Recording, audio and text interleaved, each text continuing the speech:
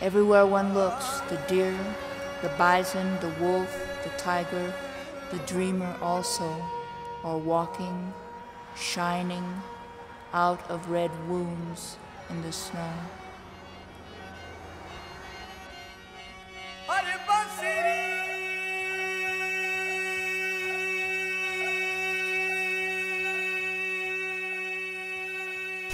To prophecy or to picture things and have them come true, it's not like a snapshot that I'm given of what's going to be.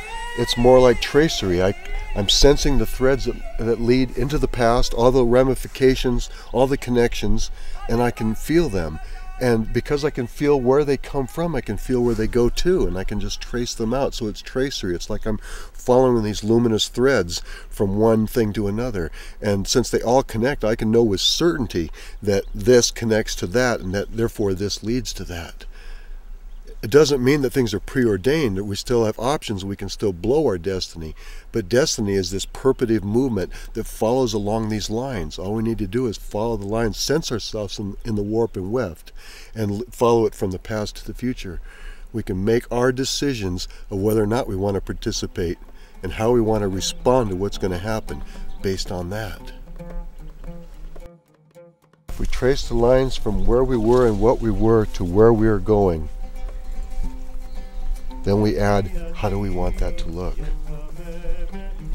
How does the earth want that to look? How can we give to that?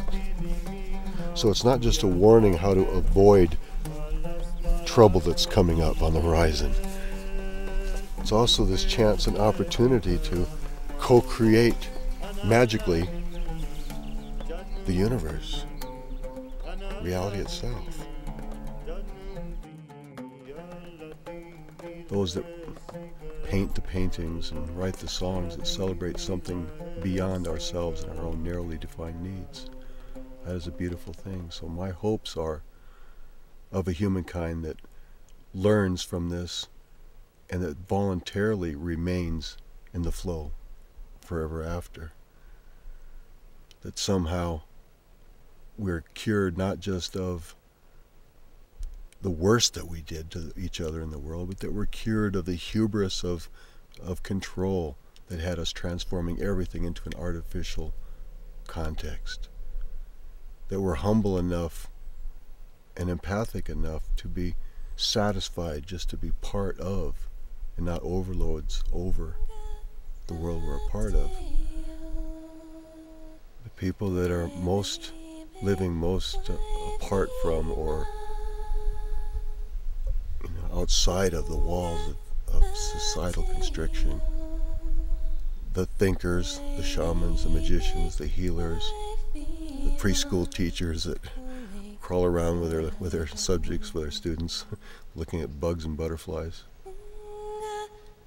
Placeholders, somehow holding on to information, to wisdom, to insight, to a value system, to a way of caring, to a depth of caring, to a connection to exact place, through heart to ground, to earth, to the universe. Holding on to that so that it can be handed down and given. So that each generation doesn't have to learn anew. We're equipped. And voluntarily we choose. Not victims thrust back into the primitive age, but voluntarily choosing a sane life, a life of spiritual warriors again. As artists of our own creation. That's the hope. And all the visions of what's going to come between now and then, I hope are just the lessons that will make us stronger, more certain about what we want and need, and more certain of what we'll no longer tolerate.